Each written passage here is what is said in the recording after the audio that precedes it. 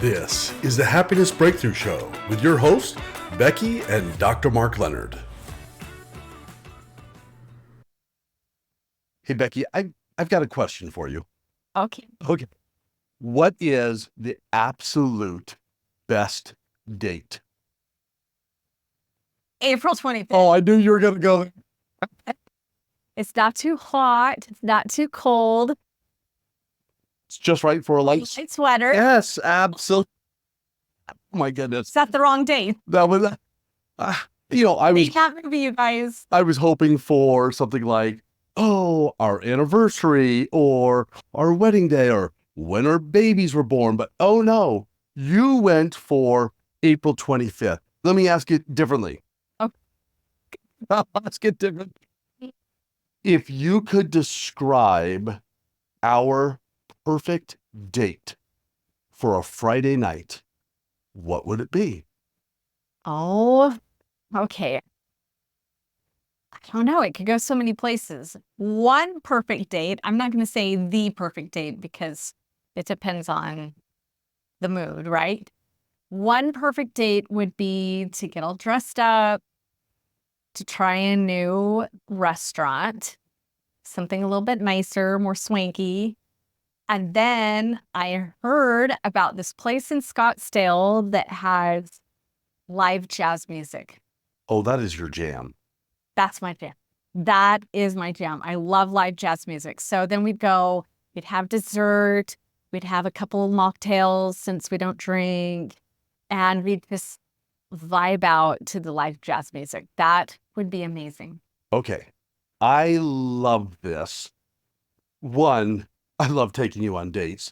Two, for all you guys that are watching this, have you ever seen that video where the guy tells his wife, because I don't know about your relationship, but sometimes in our relationship, I'll be like, what do you want? Where do you want to go for dinner? What do you want to do? She goes, I don't know, just pick something.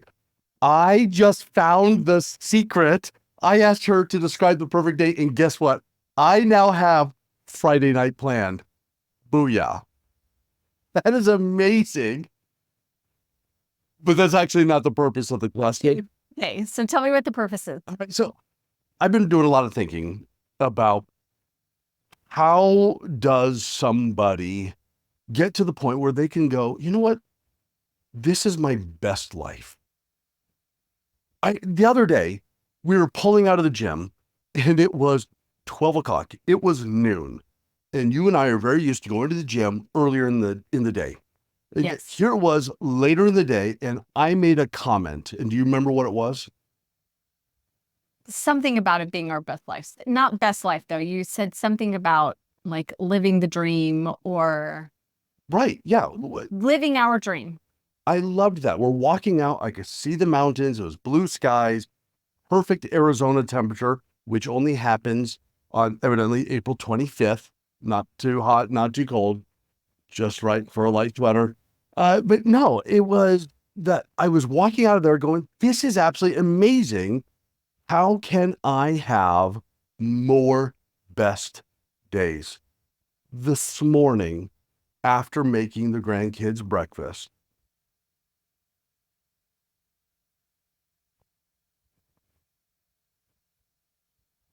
one of them came to me.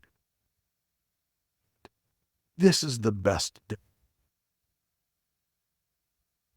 So I said the chocolate chips in the pancake. It was totally the chocolate chips in the pancake. Okay, we have 12 grandchildren, and some of them are blind, and it presents such a beautiful way to experience the world. And when one of them took a bite, and she goes, chocolate chip. I love chocolate. And I thought, man, I want to feel that every single day. I was so taken by her exuberance and excitement about that I could feel it. And then another one of them came up to me afterwards, gave me a huge hug. It was like, this is the best day. Now, okay, great way to have best days as a kid is to have chocolate for breakfast. You're not wrong. No, best way to have the best day as an adult too. Let's be honest. Like, what are those croissants with the chocolate in the middle? You love those. Pain au chocolat. Yeah. I'm terrible at French, so for Sorry for those of you that are listening from Paris, I apologize but it is, yes, chocolate in the middle of this beautiful croissant. So see, Amazing day. Amazing. Yeah, adults have the same day. They start the day amazing like that. So I've been doing a lot of thinking about how can we create best days, best weeks, best month. But really, it's all this idea of creating our best life. And now I've got a little formula for how we can put this together. Okay. Okay. Give us the formula. I'll give you the formula. And then we're going to talk about it. All right. So E equals MC². No, this is not Albert Einstein's. We're not mathing. No, please don't math. If I had to math every part of my day, I would lose a lot of numbers. But E equals MC². And I like to say it's that perfect formula for either your professional life or your personal life that really changes everything. It makes it where you are either going to be successful or you're going to struggle. Mm-hmm. So it is the perfect formula for life. E equals MC². E is excellence equals mindset times care times connection. So mindset, just very, very high level, how we think, what we choose to think about. Care, how we take care of our health, how we take care of each other. And then connection is one of my favorites. It's relationship building. It's relationships. Yeah. So an excellent life has the perfect balance of those things. But what I have found is a lot of people are off on one of those. So have you ever noticed when you're off on your mindset, it's harder to eat healthy and harder to exercise? If you're off on your mindset, it's harder to connect with people. It's harder to care for yourself. It's harder to feel good about life. But you have a good mindset, but then you can think all the right things and do all the right things in theory, but then maybe I should say you can think all the right things, but then you don't do all the right things. Okay. So have you, I don't know if I want to ask this question. Sometimes my mind, when I come up with these questions right on the spot, I scare myself. Hey, come on, just spit it out. Spit it out. Okay. Has there ever been probably that one day in our 33 years of marriage where it was a rough day and we were not connecting? I know you could think of that only one day because it only happened once. Haha. But if you're not connecting deeply and truly, it throws off your mindset. For sure. I would say that when I'm at the end of, I know, don't agree too exuberantly when I say this. At the end of my semester, when I am knee deep in all the stress, and I'm so in my head about all the things that I need to do, I notice that I don't connect very well, that I'm very disconnected from everything else because I'm knee deep connected in the things that I've got to do in order to get through the hard thing. And so, yes, then our relationship suffers. Then my relationship with my kids suffer. Then every other part of my life suffers. And same thing when we're not eating healthy, when we're not going to the gym. Boy, that has an incredible impact on mindset. Yes. On the feeling of confidence when you're connecting, the feeling of the deeper, more meaningful connection between spouses when we're not going to the gym or eating healthy. Those are impacted as well. So in other words, mindset, care, and connection are absolutely connected. And if one goes down, it impacts the others. Mm-hmm. The inverse is true as well. As one goes up, it pulls up the others, but not as far. So a truly excellent life is figuring out how to balance those things so that you are living to your fullest capacity. So let's talk about that excellence. Let's talk about the best life. Let's talk about strategies that people can utilize that are defining what it looks like. Because I know I've had a lot of clients that over the years, they struggle with that whole idea of, well, I don't know what my best life looks like.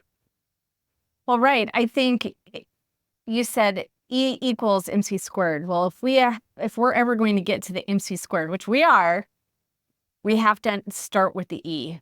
What is E? What is excellence? What does that mean to us? What does that mean to you? How do you define it? How do you wrap your head around what excellence is? And I like how you said your best life, because maybe that's a different way to look at how to make sense of what excellence means to you. What is your best life? What is your best life?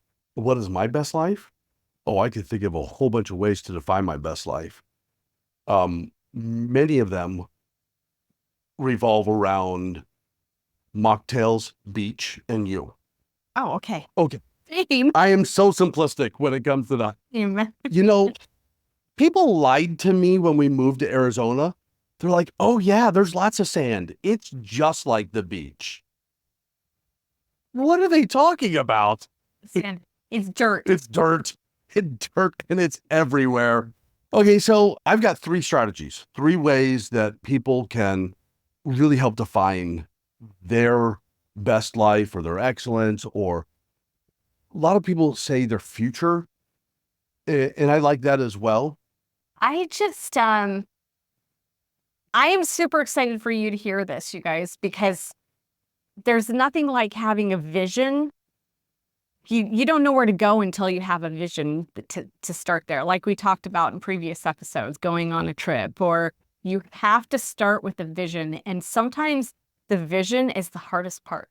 Yeah. So let's give 3 strategies to help come up with that vision.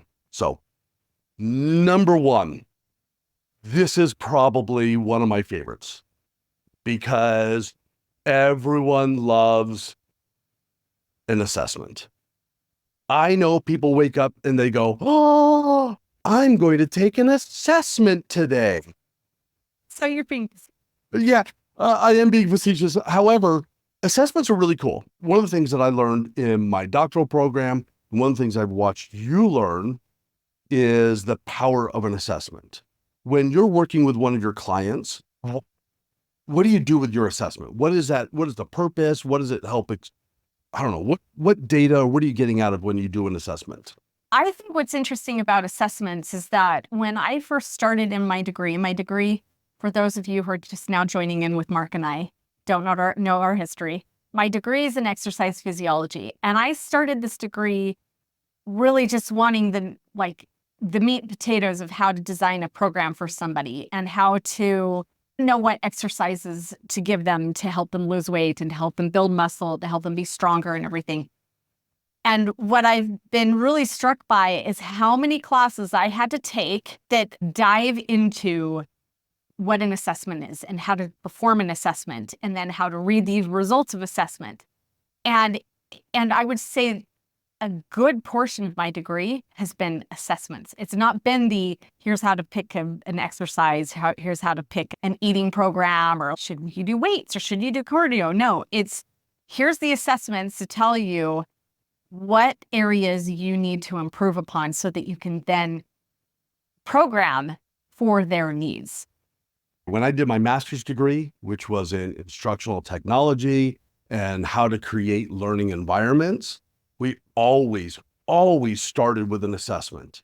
When I went on to my corporate career, we looked at the assessment for what teams are performing well, which ones were not. We were looking for dissonances. We were looking for a one-off. We were looking for why some people were successful while others were not. Hence why I went into my doctorate degree, because I wanted to explore that even more. So I would even say for the past 20 years, I've been doing assessments constantly. But there's a really cool thing that I realized started happening. I was doing assessments on businesses. I was doing assessments on leadership teams. I was doing an assessment on a client. The more assessments I did, the more I started doing a self-assessment that really helped explore where I was, had my strengths, had my weaknesses. And so what I did is I created an assessment to help people define their best life. Super easy to do. It's just 10 questions. Go to thehappinessbreakthrough.com/best life. You'll take 10 questions. You give your name, your email, your 10 questions. And the reason why we're doing the name and the email is then based on what you score and where you score, you will get different things that you can do to make improvements in a particular area. Because what you excel at and what I excel at are two different things. It doesn't matter if it's in the gym, if it's in the kitchen, if it's a business, if it's with relating to people. You and I have different excel points. So therefore, the prescription should not be the same for you and I. Right. And that's one of the things I love about what you were saying with your assessments. When you're working with your clients, you do it because you need to know where they are. Yeah. You don't know what can be improved upon until you've done an assessment that tells you where your weaknesses and strengths are. Yes. What is the saying about that which is measured is, what's the saying? That which is measured is improved. There you go. So there has to be a baseline. You have to know what the baseline is. I say that to my clients all the time when we're doing the assessments for exercise. Like, this is just a baseline. That's not good or bad, this data. And this tells us exactly where we're starting. And then we know where to go from here. And then we'll know when we've made improvements. Okay. And it's also a snapshot in time. Assessments that people utilize all the time is the scale. Now, the interesting thing about the scale is that is looking behind you. That's looking in the rearview mirror. Whatever the measurement is on the scale is telling you what you did yesterday and the day before and the day before that. Mm-hmm. An assessment is meant to be a snapshot in time. And I think the more that we get used to assessing where we are, the easier it will be to help define where we want to go. Yeah. And so with my assessment, all of the questions have to do with where you are and where you're going. You mentioned that you started doing your own assessments. Yes. Did you have an experience that really helped you with your own life, with doing your own assessments? Yes, I've had several, actually. I was talking facetiously at the very beginning, kind of poking fun of an assessment, because people go, oh, it's a test. I don't want to take a test. But the reality is we take tests day in and day out, over and over and over again. And one of my favorite experiences is, I'll bring up two of them, if that's okay. The first one, when I was doing my doctoral program, I had one of my professors come in and goes, okay, I want everyone to take this assessment. It was 30 questions long. And we graded ourselves, and he goes, awesome. Quick question for you. What would it take to get a 1% better score on this assessment tomorrow? Now, 1% is a barely perceptible change. And that's how he described it. And I kind of went, oh, wow. Change is not about this huge, climb this huge ladder, jump off a huge cliff. Change is really about barely perceptible change. And the more that we can look at our lives and go, you know what? Yesterday, I didn't handle it very well with how I spoke with you about our dinner plans. What could I do just 1% better today when I do it? It was a quick, easy way to do a quick assessment on my life. Now, what bearing does it have on my future? Well, an assessment allows me to begin to go, ooh, what do I value? Where do I want to go? What am I trying to achieve? Your question was, have I had any experiences that were altering? Another one is I do a weekly, I'll call it a weekly inventory that looks at multiple areas of my life. And I just do a quick, just how did I do every Sunday? How did I do here? How did I do there? And it's just quick questions. It's a Likert scale, 1 to 5. And I also do it on the first of every month. And those two things have really helped me start to go, okay, where can I focus? And at the beginning of every day, when I'm journaling, I'm asking myself these questions about what do I need to do to start being more of what I'm trying to become today? At the end of the day, assess, how did I do? So the assessment strategy should not be complex, and it shouldn't be scary, and it's not like school. It's just simply taking a snapshot. Where am I today? Where am I going? How did I do?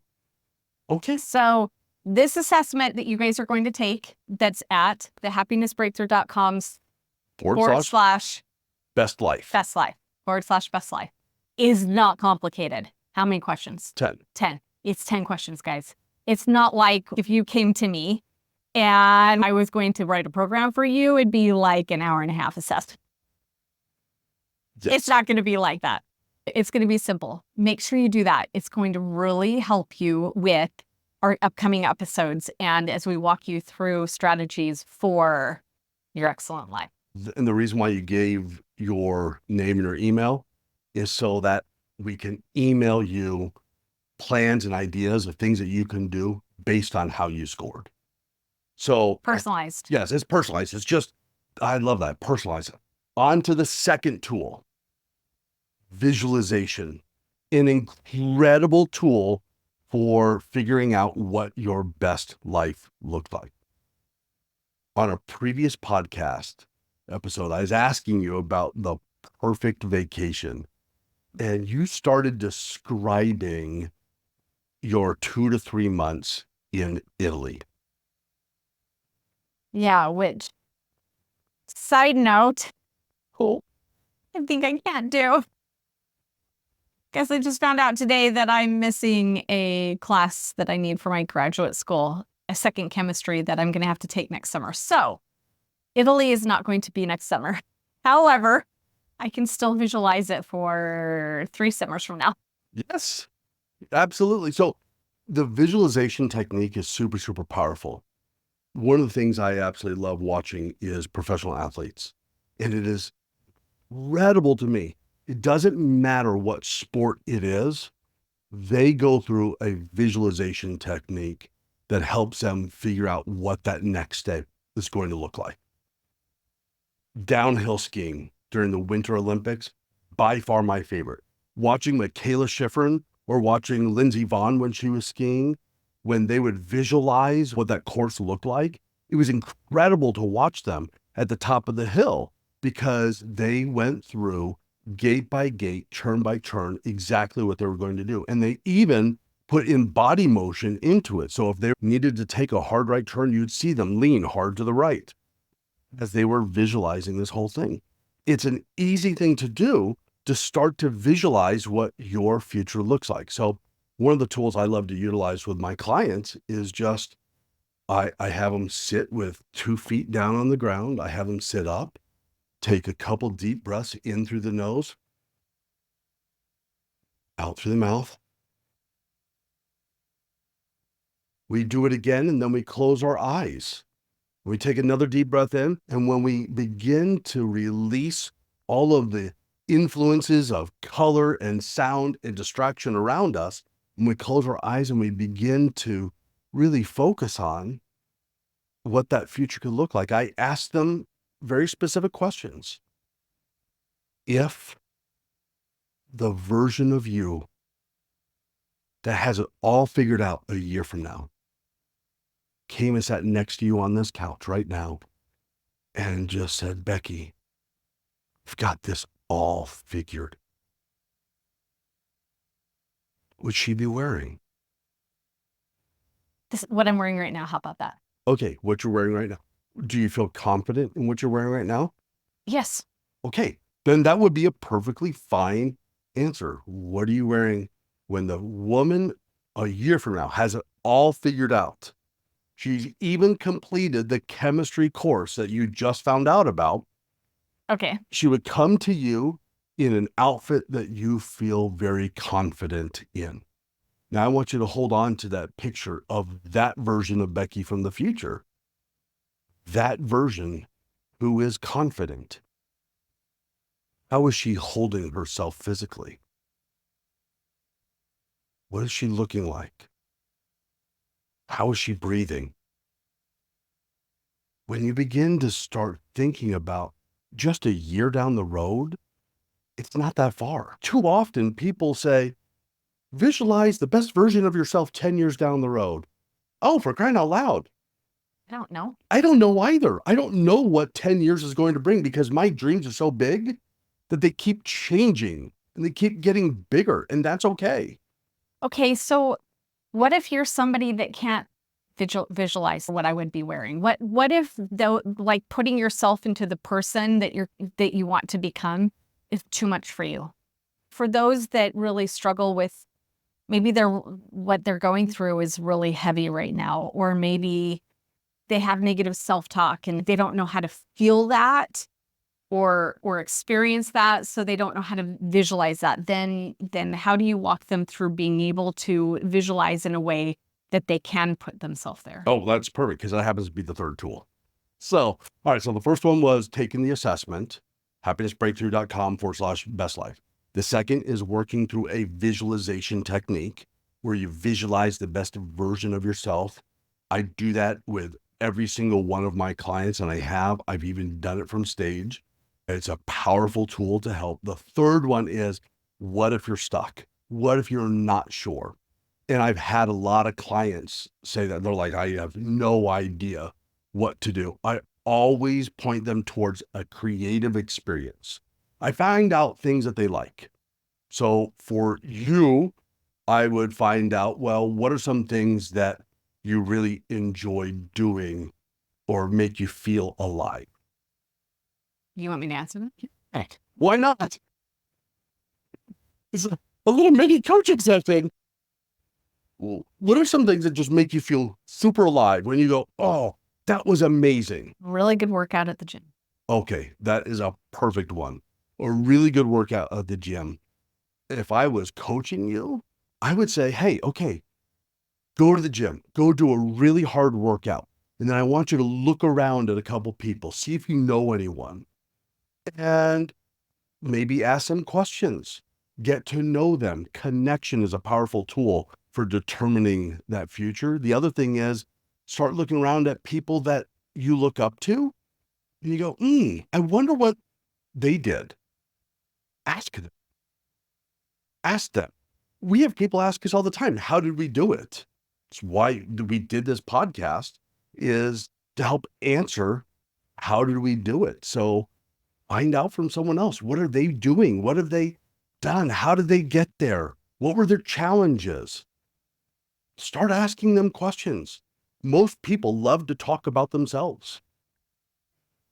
That's true. If you want the greatest communication tip, just ask questions that cause people to talk about themselves. It's honestly not a self-centered thing. It's what we know. We know ourselves, right? But it's a gateway into being able to have good communication. Good conversations is by having people talk about themselves, and then you relate, and then you can have this conversation. But what if they know what they want, but they can't visualize themselves in it? Oh, yeah. Power of music comes to play right here. It's actually a really cool technique. I was watching your body language when you were describing our perfect date on Friday, where we're going to go to that restaurant and go listen to jazz music. I'm just saying, the power of music. When I was watching your energy, when you were talking about that, you all of a sudden sat up, you got excited, your voice got faster, you went higher, and there was a sense of aliveness in you. It was incredible to watch. And I put you on the spot. Look for those moments in your life when you're not sure, look for and just start paying attention. How was I feeling? If you start to feel that aliveness, start to feel that energy, that was a creative moment. Now you can begin to go, with that energy, what would it look like?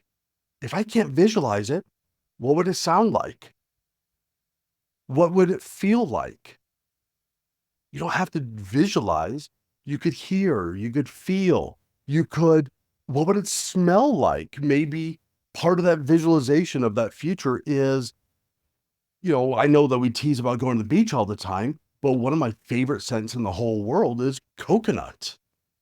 So maybe you smell coconut, maybe you smell the lilacs, maybe you smell a rose, maybe there's something there. So pay attention to all the different senses that you have. So when you're feeling stuck and you can't visualize yourself, look for creative opportunities, music, art, gym and exercise, culinary arts, something that makes you feel alive.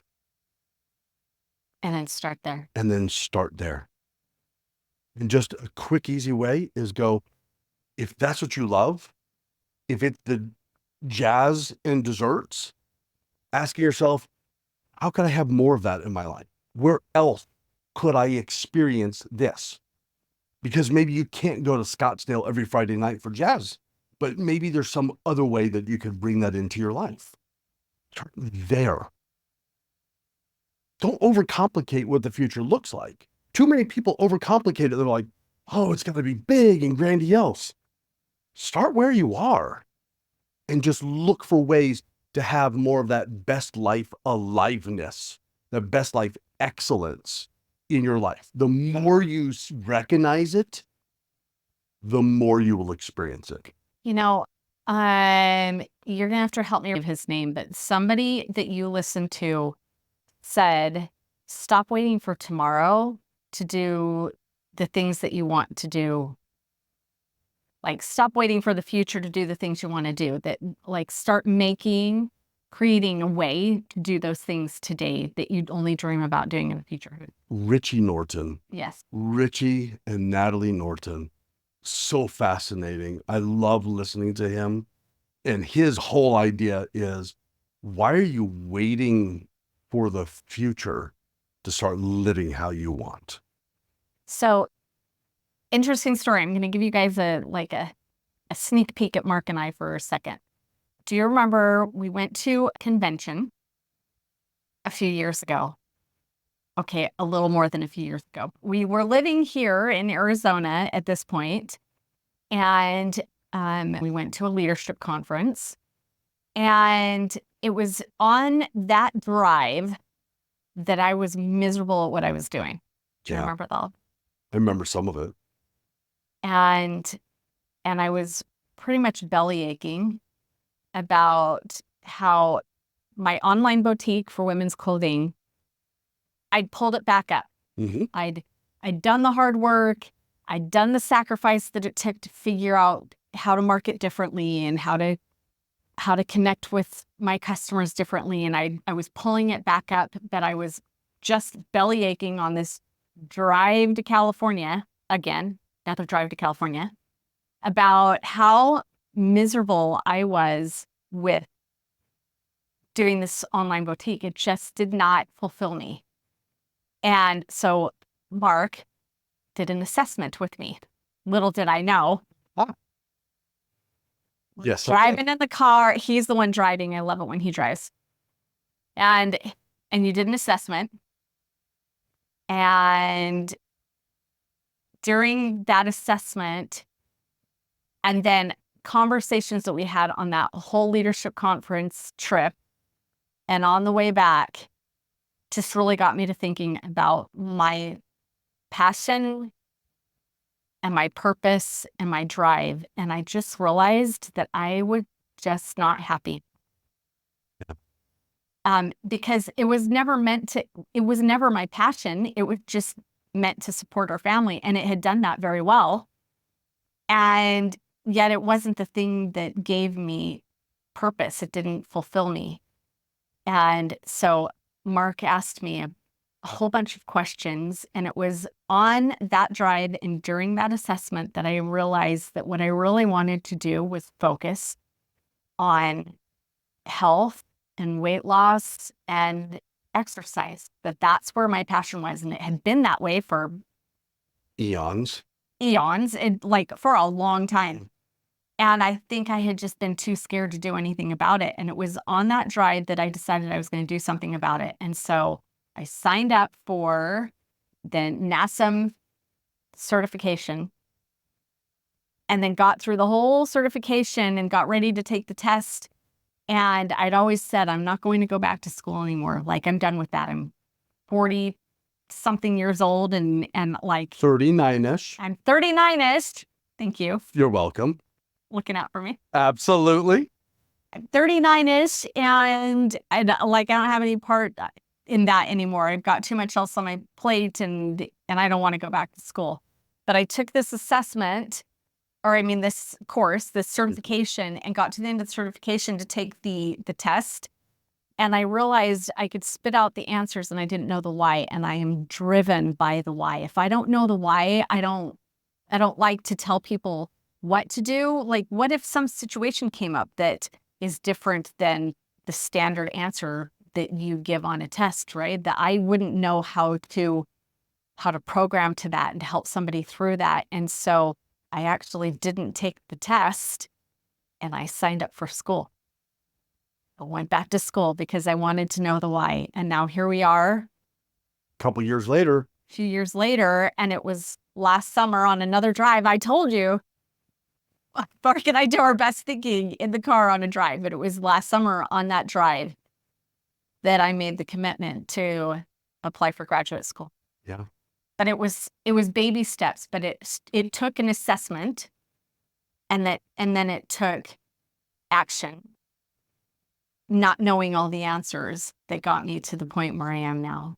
So I am so excited for all of our listeners to go on their own journey.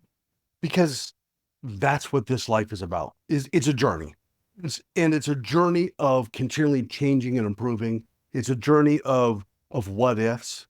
It's a journey of wrong roads.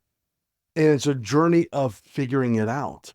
So if you don't know where to start, and if you can't visualize where it is right now, I'm going to tell you that's okay.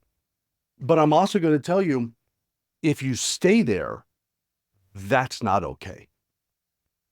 It is requisite of us to look at how we can improve, how we could change. What were you going to say? I just was going to say that if you stay there, you end up feeling, a word that Mark uses is caged. It's something that Brendan Bouchard talked about. Is that feeling of caged. And I think that we can all relate to that word of when you're not in a space that you feel is living your best life, you can get to the point that you feel